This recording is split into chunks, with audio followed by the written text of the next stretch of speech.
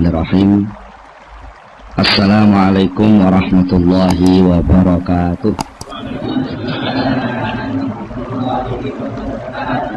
Bismillahirrahmanirrahim. Innal hamdalillahi jami'a. Wassalatu wassalamu ala sayyidina Muhammadin asyrafil khalqi jam'a. Wa ala alihi wa ashabihi alladhina nalu as-sa'adatal haqiqiyata fid dunya wal ukhbah. Allahumma salli ala sayyidina Muhammad abdika wa nabiyyika wa rasulika nabiyil ummi wa ala alihi wa sahbihi wa sallim taslima biqadri azamati dhatika fi kulli waqtin mahin, amma ba'du. Para sesepuh pesepuh, bapak-bapak, hadirin hadirat ingkang kula hormati, alhamdulillah dalu menika kula lan panjenengan saged sami-sami nempal pinarak wonten ing majelis pengaosan menika. Saperlu berusaha ningkataken keimanan, keislaman kula lan panjenengan sedaya. Insyaallah mangke badhe kita waos sesarengan, kita kaji sesarengan kitab Al-Hikam dening Syekh Ibnu Athaillah As-Sakandari. Angin kangge pertemuan ingkang pertama menika langkung rumiyin badhe kula aturaken setunggalipun pengantar. Sekanten kitab Al-Hikam menika yang dipun wastani rekaman lagu, rekaman rasa dening ingkang nyusun yaitu Syekh Ibnu Athaillah. Mila sampun sakpasipun menawi saderengipun perlu wonten setunggalipun pengantar supados mangke menawi sampun dumugi lumebet wonten ing pembahasan kitab Al-Hikam mangke insyaallah mboten kedadosan tumpangsuh pemahaman kula panjenengan sedaya. Pertama ingkang badhe kula aturaken inggih menika nginini soal tasawuf secara umum. Inggih menika tasawuf ingkang dipun lampahaken dening para ulama salaf. Menika akhir-akhir kathah ingkang mempertanyakan sakjane tasawuf iku sumbere kok sangka Islam apa ora. Kadang-kadang wonten ingkang mencurigai praktek-praktek tasawuf menika niru dhateng agami-agami sanes. Wonten ingkang nuduh praktek tasawuf menika sampun melenceng saking ajaranipun Rasulullah sallallahu alaihi wasallam. Menika sedaya lumrah. Jalaran barang niku lek edi, barang niku lek apik, niku mesti akeh sing imitasi. Jadi kan kudu enten merek napa ngoten nggih. Sing terkenal ngoten udang garam lho. Lha niku ditiru. Bungkuse mangke niru ben kaya udang garam. Mungkin enten merek napa mesti enten sing niru lah. Ketika orang meneliti ketepaan sing diteliti niku sing pasing imitasi niku terus nyimpulke oh lek ngono tasawuf niku melenceng. Mergo ketepaan tasawuf sing imitasi. Niku kata kasus ngoten niku. Lha saking menika perlu pindah. Kalau panjenengan mempelajari tasawuf niku ngangge napa? Napa ta mempelajari tasawuf niku ngangge kekuatan ilmu dalam arti pengetahuan, itu ilmu pangrasa ya, pengetahuan sing niku biasanya ngangge alat pengamatan, observasi, terus enten hipotesa macam-macam. Napa ta ngangge kekuatan batasan-batasan hukum akal, sing akal niku selalu bertanya-tanya tentang sebab dan akibat. Sing akal niku selalu ingin meneliti dan lalu menyimpulkan menggunakan beberapa term bahasane wong sakniki. Napa enten ungkapan-ungkapan, kesimpulan-kesimpulan digabung, kesimpulan-kesimpulan akhirnya digabung-gabung jadi kesimpulan akhir. Napa model ngoten? Contohnya umpamane saben wong kuwi mangan. Saben wong niku mangan. Niku data awal. Data kedua, kewan-kewan liyane wong iku ya mangan. Terus disimpulno, lek ngono wong iku padha karo kewan lah. Kesimpulan wong padha karo kewan. Niki jenenge hasil analisa akal. Menawi bahan awalnya pun melenceng dan cara menyimpulkannya sudah salah, maka kesimpulannya pun terjadi kesimpulan yang salah. Napa tasawuf niku ajeng dibahas kangge cara niku. Enten maneh kekuatan ketiga sing mungkin rodok pas. Kekuatane menungso niku sak liyane ngerti, sak liyane nyimpulne nganggo akal, menungso niku gadah sing jenenge roh. Roh niku nggih roh nggih. Napa nggih? Istilahnya lek umumnya nggih akune dewi-dewi. Iku lek diarani roh niku dimaknani nyawa. Niku isih diakoni nyawaku. Berarti dudu aku. Ya. Roh niku nggih roh jati diri kemanusiaan. Sing niku seringkali pikantuk semacam pencerahan. Moro-moro rasane ngerti.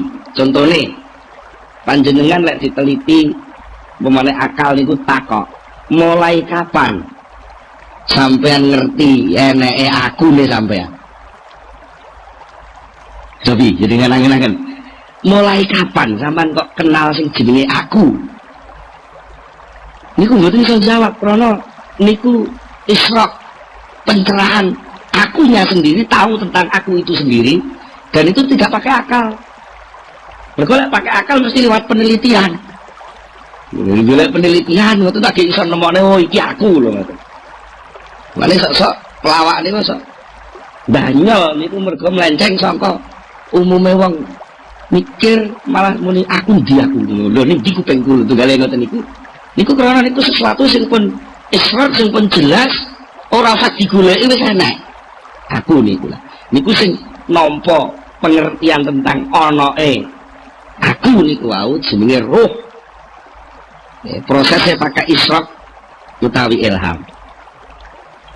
Saterusipun menawi kalau sampun kita bicara ini masalah ilmu dalam arti pengetahuan, jelas ilmu sudu ilmu jurus, sudu ilmu 8 dewa, jelas ilmu niku maksudnya ilmu niku pengetahuan, tahu.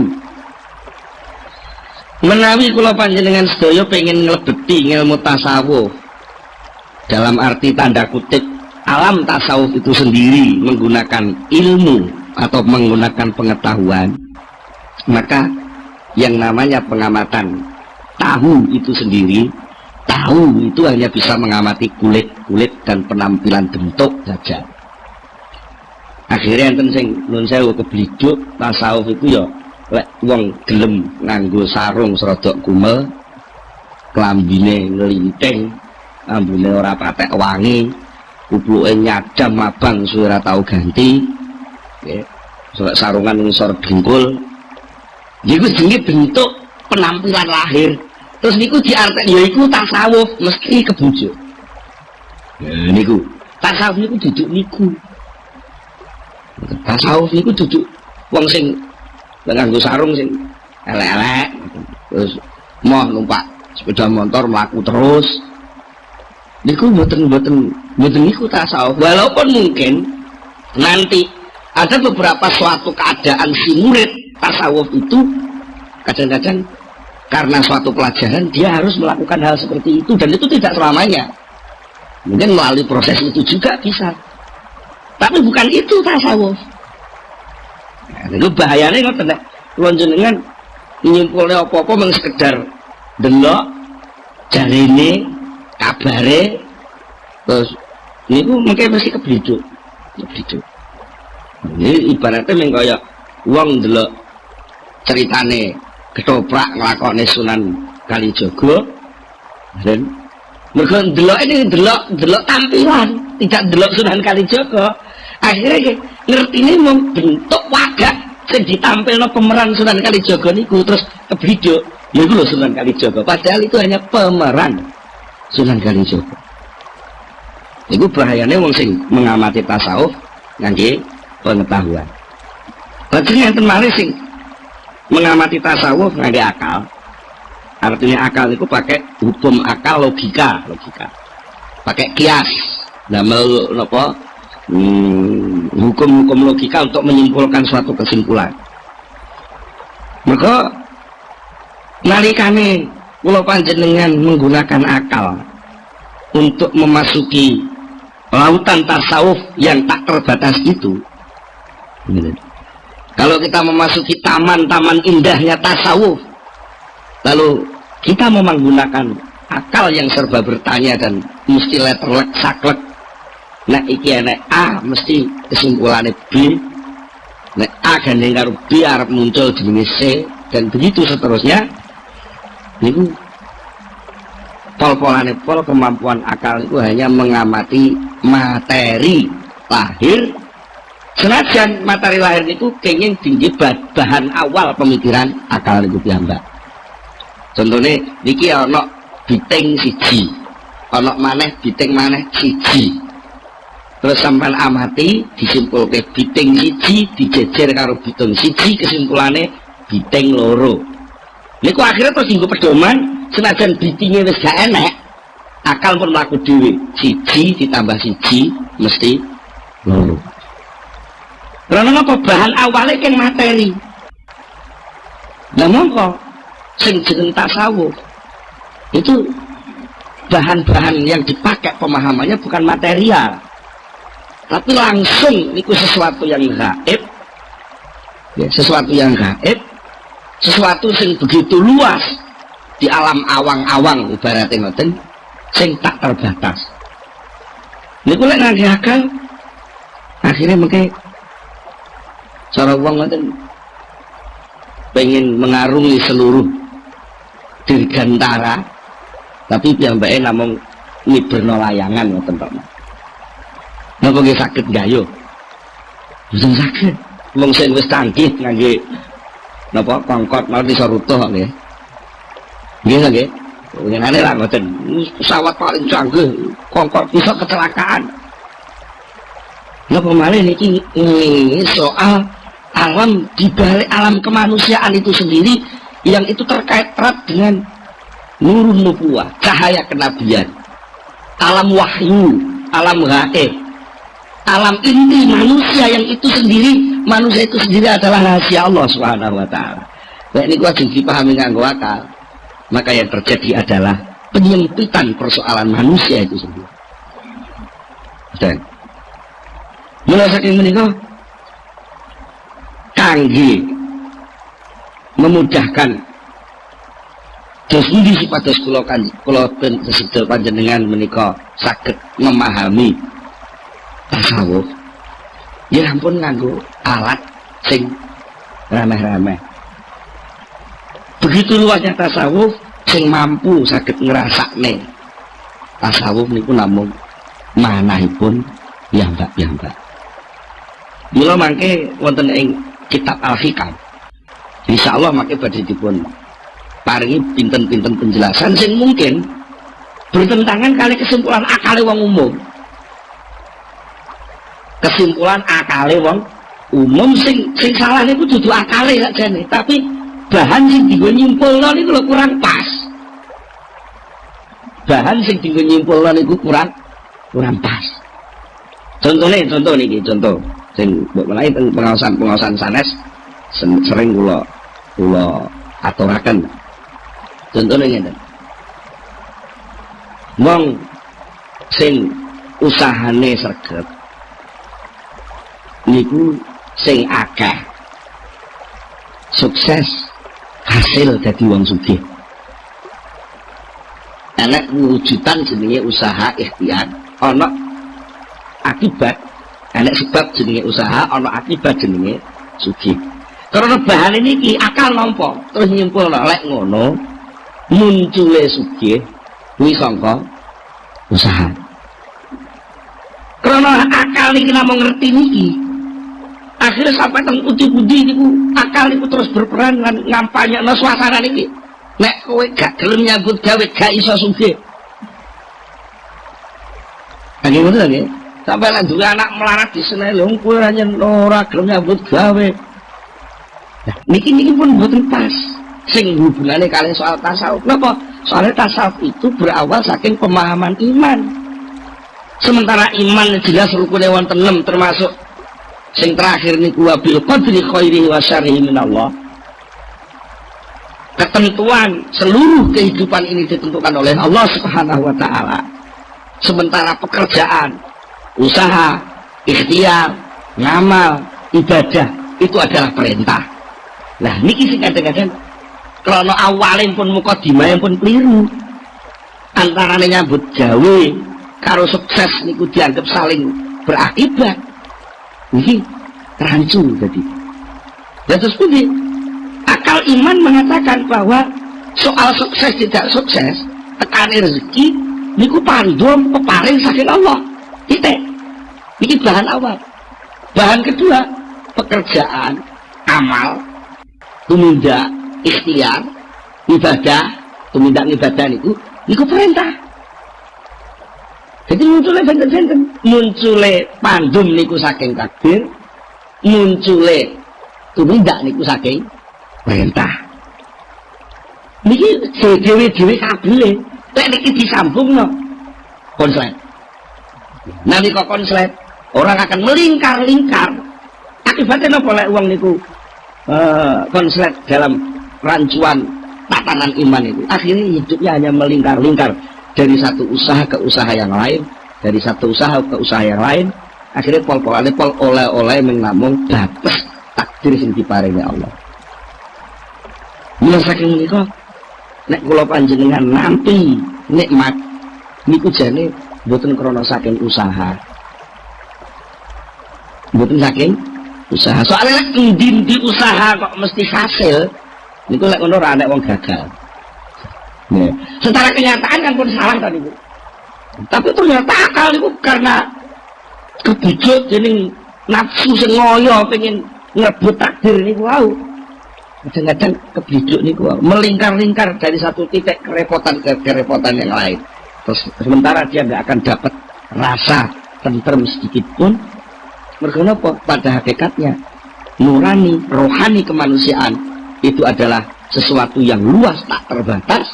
Sementara yang namanya akal itu punya rancangan yang sangat terbatas. Akibatnya malih nalika wong niku nuwun sewu kemelelet. Cara wong Blitar kemelelet, cara wong Jombang kemelecak. Kemelecak. Berusaha untuk membatasi, mengatur perilaku manusia dengan hasil akal. Maka yang terjadi adalah benturan-benturan sosial. Maka uang niku enten malah unen-unen cara Blora Jawa Tengah siji silit siji anggit. Angger uang niku duwe pertimbangan sendiri-sendiri. Perilaku orang itu ditentukan oleh kemauannya sendiri-sendiri. Nah, akal itu punya penemuan sendiri-sendiri. Lah kok ada penemuan akal seseorang ingin mengikat orang lain, pasti terjadi kegagalan. Contohnya komunisme gagal, kapitalisme gagal. Dia nota menungsa loh, lek tujuannya kapitalisme sing ingin menguasai mungkin bisa, tapi lek ingin menentamkan kehidupan dengan model kapitalisme, sosialisme itu semua akan gagal. Mergo napa? Manusia itu rahasia Allah. Karena rahasia Allah hanya bisa diselesaikan oleh aturan-aturan Allah itu sendiri. Jadi akal menungso kok ingin berusaha untuk mengikat perilaku manusia, niku jenenge akal sing terbatas ingin ngatur sesuatu yang tak terbatas. Tidak mungkin itu bisa selesai. Nah, terus apa hubungannya soal ini kalian tasawuf? Pada dasarnya tasawuf itu adalah mengajak orang untuk tunduk, sujud, membersihkan keinginan-keinginan jenggelek. Ini benak ngomong ngono. Kok jenggelek ini? Bahasa Indonesia ini jenggelek ini angel nih. Jadi sujud ya sudah sujud. Akalnya sujud kepada Allah. Fisiknya sujud menurut aturan Allah. Perilakunya sujud menurut syariat Allah. Rohaninya sujud menerima seluruh keberadaan Allah. Ya, itu mboten saged dipahami ngangge akal, mboten saged. Wong akal itu hanya mau bertanya dan dijawab. Akal itu hanya taunya sebab dan akibat. Sementara Allah itu bukan sebab dan Allah bukan akibat, tapi Allah itu pembuat sebab dan pembuat akibat. Lha napa iso? Akal niku ngrasakno teori tasawuf. Ya. Kadang-kadang kok teori tasawuf. Akalnya kadang-kadang ngrasakno uripe dhewe bingung. Nuwun sewu, niki nuwun sewu. Jenengan kadang-kadang nggih tau ngalami susah ning karo sebabnya. Ini sering lagi. Akal itu, akal bertanya-tanya itu. Jadi ngapa aku kok susah ini ngapa? Duit wis nyekel, bojo nyanding. Bojo wis nyanding, duit wis nyekel, pangkat wis dhuwur. Tapi apa gak susah iki jane? Sing tak susah iki apa? Jadi banget bingung ya. Kenapa itu soal rohani, soal inti kemanusiaan. Mulai lagi larinya kadang-kadang lari kepada materi lagi sehingga terjadi penurunan derajat kemanusiaan. Contohnya nalika piyambake dibegak karo sebabe mergo wis dadi wong sukses. Asale ndek omahe ning desa. Terus dadi artis urip ning kota, sembarang kalir keturutan. Mergo honore lek dadi artis niku wis cukup sak cukup-cukupe. Tapi enggak ada yang kurang. Mergo napa? Ora sujud. Karena sujud itu pada akhirnya adalah watak dasar kemanusiaan itu sendiri. Ketika watak dasar itu enggak dilakukan, cara wadak ngoten kecil. Ngertos kecil. Wong biasane obah-obah terus gak diobahne niku kecil. Nah, saat kecil niku lho butuh pelampiasan.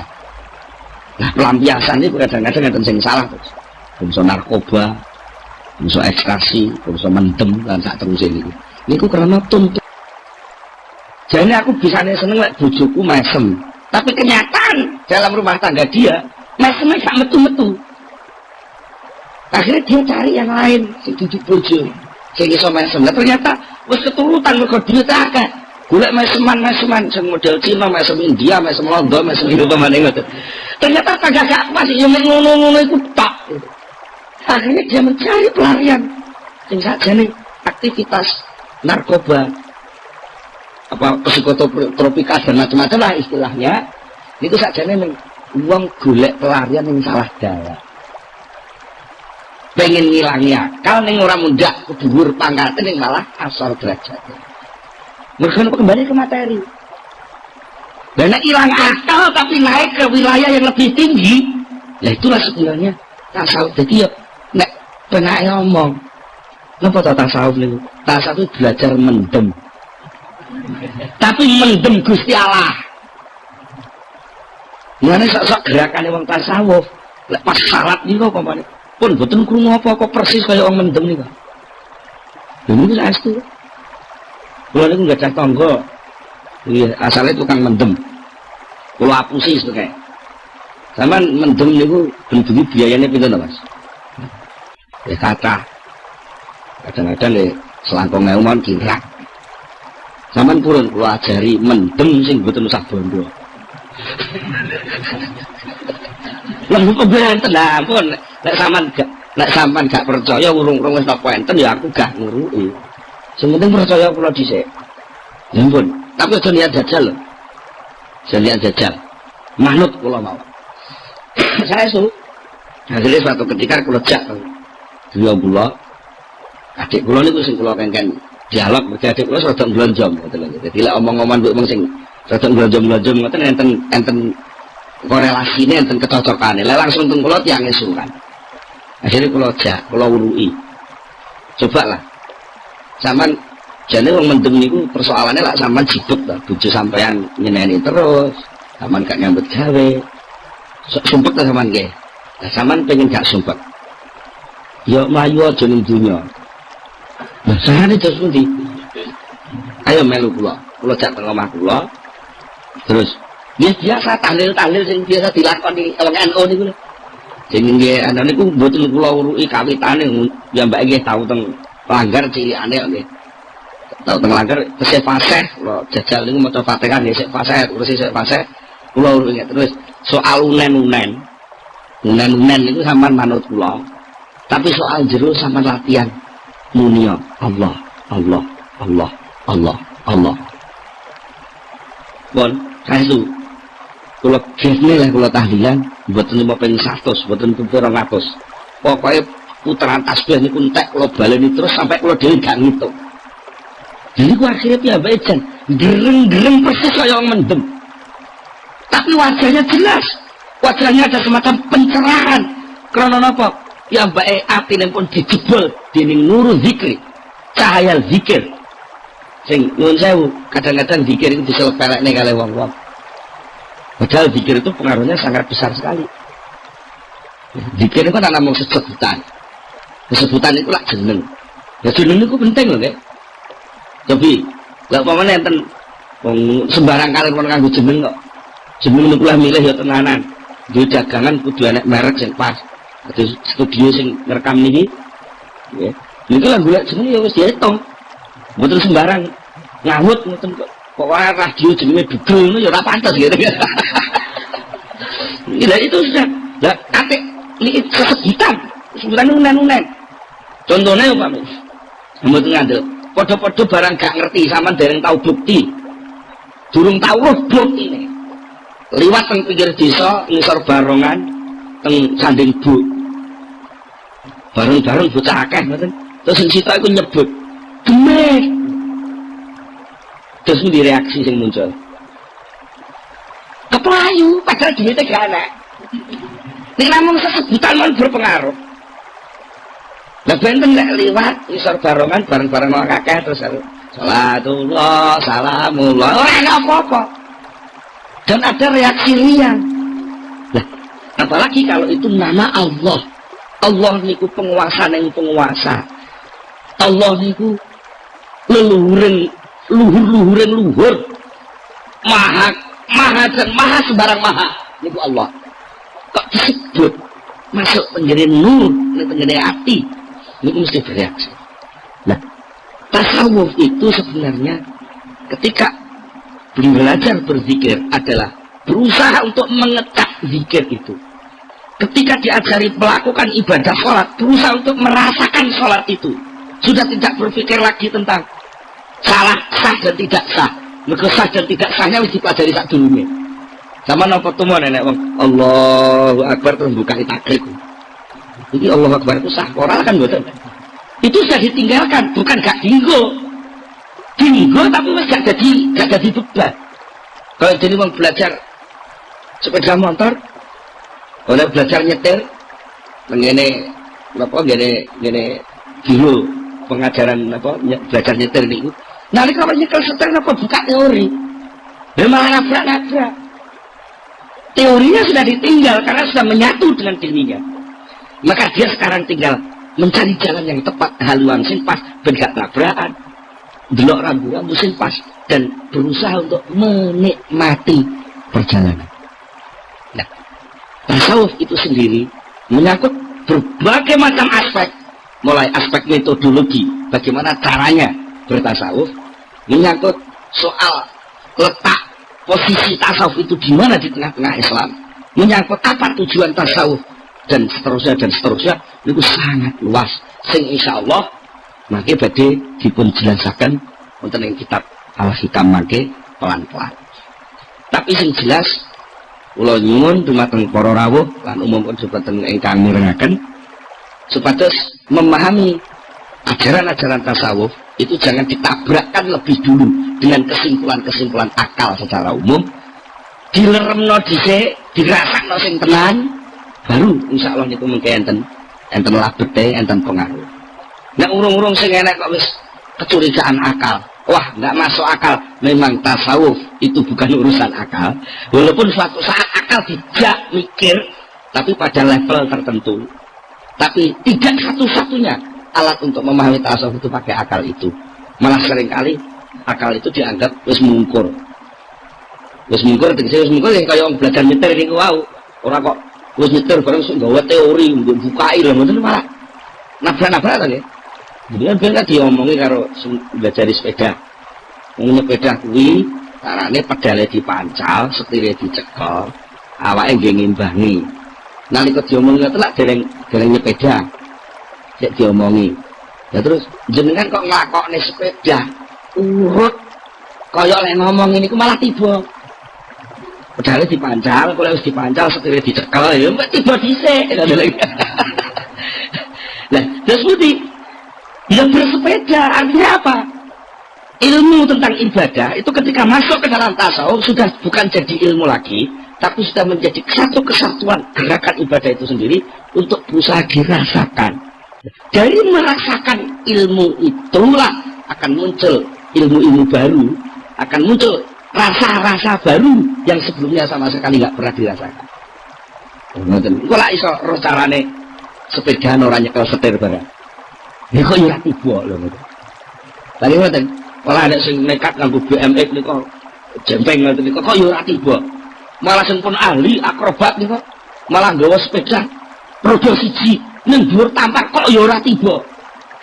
Nah, niku sedaya mboten mungkin kelakon lek mboten langsung terjun melatih diri masuk ke sana. Jadi tasawuf itu pada hakikatnya adalah totalitas kehidupan sufi memasuki ajaran Islam itu sendiri. Kalau Islam ada tasawuf, ada fikih, ada tauhid, ada ini kan sebenarnya hasil kesimpulan para pemikir ulama-ulama terdahulu. Nah, sementara tasawuf itu berusaha untuk merangkum seluruhnya, untuk diajak kembali kepada Allah Subhanahu wa taala, notok kepada Allah sesuai dengan dawuhipun Allah, wa inna ila rabbikal muntaha. Sesungguhnya hanya kepada Tuhanmu lah segala sesuatu akan selesai. Jadi lah urung kepada Tuhan ya urung selesai. Nek wong sugih ya kurang sugih. Sugih kurang sugih. Pemenang melarat, aku tahu nggih. Sugih kurang sugih, pangkat kurang pangkat, puasa kurang puasa. Enggak perlu jeneng wong kudu iso aja mati lah ngoten lho. Niku mboten barbar. Nah, selesainya itu adalah apabila seluruhnya sudah bisa kembali kepada Allah Subhanahu wa taala. Niku gambaran singkat tentang tasawuf sing insyaallah mangke langkung jelas malih, langkung jembar malih menawi kula panjenengan sampun memasuki tenggene kitab Al-Hikam. Salajengipun wekdalipun ingkang kali kirang-kirang 11 menit. Badhe kula terusaken mengenal Syekh Ibnu Athaillah As-Sakandari. Senaik walau wau tasawuf secara singkat niki kita sampun berusaha mengenal siapa itu Syekh Ibnu Athaillah As-Sakandari sing kagungan kitab Al-Hikam. Nuwun sewu. Ora enek wong ahli tasawuf, wong tarekah napa mawon sing boten kenal jenenge Al-Hikam. Kok terkenal banget niku sakjane sinten. Menika kula waos ringkesan riwayat singkat saking Syekh Ibnu Athaillah As-Sakandari ingkang julukanipun Tajuddin kapetik saking kitab Tabaqatus Sadiliyah. Al-Ustadz Al-Imam Qutbul Arifin Tarjumanul Wasilin Mursidus Salikin Munkidul Halikin Mudhirul Sumusil Ma'arif wa Mubdi Asraril Lataif Al-Wasil ilallah wal Muwasil ilaihi Tajuddin. Jadi ini julukan-julukan titel-titel sing diakoni dening kalangan ahli tasawuf semua memberi titel kepada Syekh Ibnu Athaillah satunggal Al-Ustadz Guru Al-Imam panutan Qutbul Arifin menjadi pusat orang yang ma'rifat, Tarjumanul Wasilin orang yang menjadi juru bicaranya orang yang sudah usul kepada Allah, Mursidus Salikin pembimbing orang yang mengadakan perjalanan menuju Allah, Munkidul Halikin orang yang mengentas orang yang keblowok melakoni kerusakan, Mudhirus Sumusil Ma'arif yang berhasil menampakkan matahari pengetahuan rohani, wa Mubdi Asraril Lataif yang bisa menampilkan rahasia-rahasia lembut rumit yang jarang ulama lain mampu menjelaskannya, yang sudah sampai kepada Allah dan mengantar murid-muridnya juga sampai kepada Allah. Siapa mereka? Dia Tajuddin. Tajuddin itu mahkota agama, membawa Asraril Wasilin, sumber dari seluruh rahasia-rahasia orang yang sudah usul.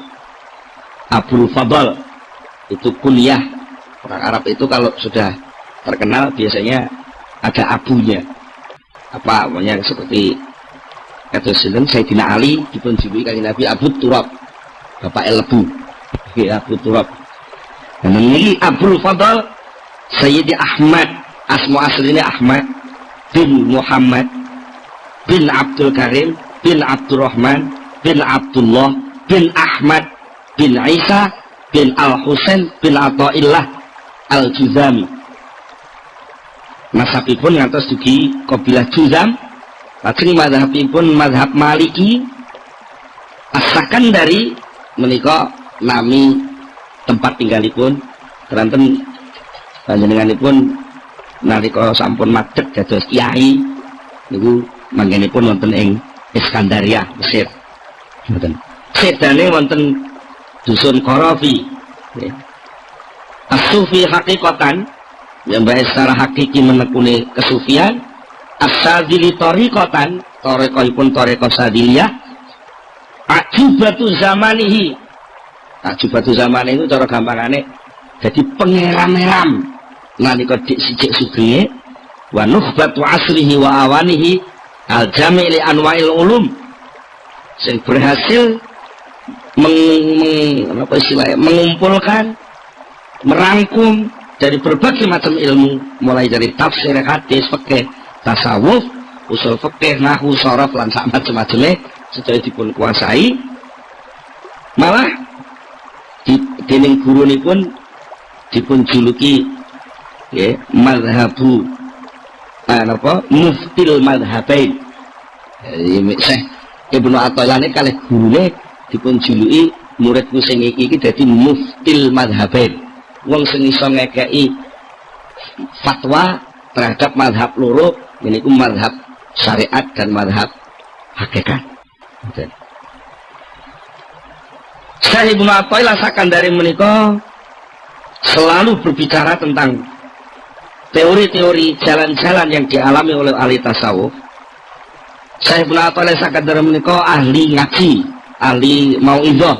Cara sakniki nggih kiai sing kata sangat pengikutipun di samping menika panjenenganipun nggih mursyid thariqah Sadiliyah ngantos gurunipun Syekh Abil Abbas Al-Marsi. Syekh Abil Abbas Al-Marsi menika penggantosipun Syekh Abil Hasan As-Sadili. Dados Syekh Ibnu Athaillah Sakandari menika putu murid saking Syekh Abil Hasan As-Sadili. Secara singkat bagi kula aturaken riwayatipun dos pundi seorang Syekh Ibnu Athaillah sampai punya wawasan ketinggalan kitab sing berabad-abad. Lantas sak menika tesih dikagumi tiyang kathah. Syekh Ibnu Athaillah ngriwayataken dhateng badanipun piyambak kanthi dawuh suatu ketika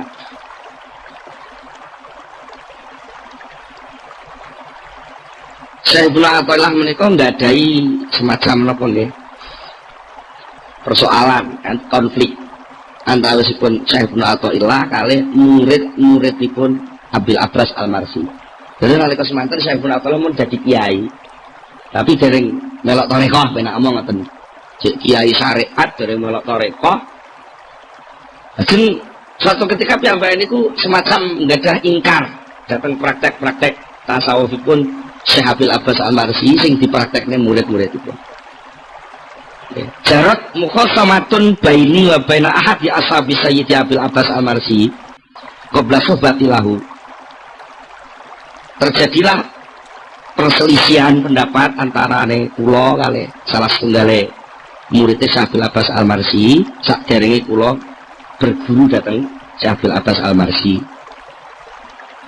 Akhiripun suatu ketika mentok muridipun ngono mboten saged jawab dhateng Syekh Ibnu Athaillah. Terus muridé ngeten, sampean mboten usah maido kula niki murid. Lah kula niki duwe guru sing penak kapan-kapan anu jenengan derek ngaos teng pengaosane guru kula. Ngoten, derek ngaos teng pengaosane guru kula. Akhiripun dipun angen-angen kalih Syekhul Athaillah. Kuntu fi nafsi, aku ngomong ning atiku dhewe, ya bener pancen yo ngono. Ngoten niku teng jero ati. Wes lek ngono. Daripada aku bantah-bantahan maido-maido perkara sing aku dhewe urung ro datane. Jare aku iki kiai ngalim ngomongno perkara sing urung jelas. Tak memperjelas persoalan. Cara sakniki tabayun. Nggih. Memperjelas perkara aku tak melok ngaji rono. Nggih. Lek pancen kiai kuwi bener-bener hak apa sing didhawuhne mesti karo Allah taala dimuncul tanda-tanda kebenaran. Akhirnya saestu jeneng Syekh Ibnu Athaillah sowan. Mboten sowan nggih melok ngaji ngoten mawon. Pas teng pengajiane Syekh sinten Abil Abbas Al-Marsi kala wau. Lajeng ngeten. Syekh Abil Abbas Al-Marsi niku nalika niku pas nerangne tingkat-tingkat pesulukan. Niku pas nerangne ngoten niku Syekh Abil Abbas Al-Marsi napa nggih nerangne niku sampai panjang lebar pun sampai napa nggih cara kanu dipahami wong biasa angel. Mergo diantarane sing didhawuhi ngeten, diantarane niku Syekh Abil Abbas Al-Marsi niku berbicara tentang anfas, tentang kehidupan kedirian seseorang, nerangaken derajat-derajat suluk dumateng Allah, nerangaken tentang pengetahuan-pengetahuan, pengalaman-pengalaman sing dilakoni wong suluk, nerangaken tingkat kedekatan wong suluk dumateng Allah, macam-macam wong suluk. Sampai panjenenganipun dawuh sing pertama Islam niku jenenge darajatul intiyat, derajat tunduk dumateng Allah. Terus taat, terus nglakoni syariat. Sing nomor loro iman, yaiku diarani maqam makrifat, mengenal hakikat syarak dengan mengerti keharusan-keharusan hamba. Niku lek wong tingkat iman. Lajeng sing nomor 3 ihsan, yaiku suasana orang membuktikan kehadiran Allah Subhanahu wa taala dalam hatinya. Dengan istilah lain, terus saya Abil Abbas, istilah lain kamu bisa berkata, yang pertama Islam itu namanya ibadah, yang kedua iman itu namanya ubudiyah, yang ketiga ihsan itu abudah. Diterangke malih, istilah-istilah sampai pinten-pinten istilah. Gitu sing cara wong ngaji sampai blengek. Pinten-pinten istilah. Akhirnya kesimpulanipun Syekh Ibnu Athaillah sing asale janipun rada suudon dhisik niku wau piyambake terus yakin. Akhirnya kula yakin terus Syekh Ibnu Athaillah bahwa Abil Abbas Al-Marsi ini dapatnya ilmu tidak sekedar dari kitab, tapi langsung dia dapat oberan lautnya ilmu Allah. Nek teko kitab ae aku wis kenal kok wong aku jago kitab ibaratnya cara sakniki ngoten. Aku tukang maca kitab wong aku wis kiai. Tetapi kayaknya ukapan-ukapan ukara-ukara sing secara apapun gak kena dibantah, tapi ora enek di kitab. Mesti iki sangka pangeran. Akhirnya dengan begitu sapunipun ngaos Syekh Ibnu Athaillah terus ilang suudone teng Abil Abbas malah sing enten rasa tresna lan demen. Sing tekane niku dadak. Ngoten tekane dadak. Bangsa wangsulkeun pengajian dia tidak mampu untuk masuk ke rumah. Kaya-kaya niku ndelok omah niku wis mboten iso. Pokoke kaya-kaya piyambake mlebu omah niku wis. Wis ora doyan lah kena. Ketolak, atine nolak mau mlebu omah. Terus enten rasa-rasa sing aneh. Sing sakjane apa ta rasa kuwi niku mboten ngerti. Piyambake niku mboten ngerti. Terus piyambake nyepi. Nyepi delok langit. Akhirnya mboten kuat ngampet. Terus piyambake nyimpulke iki gak iso ngudari lek ora Syekh Abil Abbas Al-Marsi. Akhiripun Syekh Ibnu Athaillah sowan dengan Syekh Abil Abbas Al-Marsi menyatakan kula niki kangen dateng jenengan, Syekh. Uhibbuka. Ana wallahi uhibbuka. Akhirnya Syekh Abil Abbas jawab, ahabbakallahu kama ahbabtani. Ya muga-muga Gusti Allah nyenengi sampean kaya oleh sampean demen teng kula. Niku pun kesindir pun. Wong mestine kan assalamualaikum kok malah pedhok ora muni assalamualaikum. Karena napa brontone pengen kepanggih Syekh Abil Abbas Al-Marsi. Akhiripun sak sampun mekaten sedaya kawontenan sing dialami Syekh Ibnu Athaillah sedaya dipun pasrahaken dhateng gurune, dipun tuntun dening gurune Syekh Abil Abbas Al-Marsi sampai Syekh Abil Abbas Al-Marsi nudin temenan. Lek bocah nom sing wis pinter dadi kiai iki kok manut aku tenan tekun sampeyan akhire dhek arep dadi muftil madhabain. Dhek arep nguasani ilmu lahir lan ilmu batin. Nikulah Syekh Ibnu Athaillah sing insyaallah mangke kitabipun Al-Hikam badhe kita pelajari sesarengan wonten ing pertemuan-pertemuan ingkang badhe dateng. Kula dinten cekap semanten rumiyin. Monggo kita tutup pengawasan menika kanthi sesarengan maos Al-Fatihah.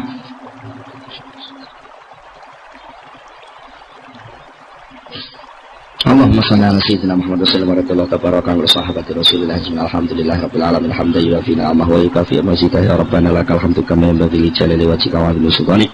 Allahumma shalli ala sayyidina Muhammad wa shalli ala sayyidina Muhammad wa tsabbit imanana wa nawwir qulubana wa sallimna fid dunya wal akhirah birahmatika ya arhamar rahimin. Allahumma fa'ul mana barik ulumana Allahumma fa'ul mana barik ulumana birahmatika ya arhamar rahimin. Rabbana atina fid dunya hasanah wa fil akhirati hasanah wa qina adzabannar.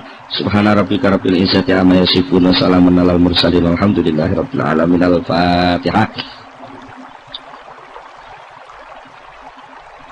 Akhirul kalam. Assalam.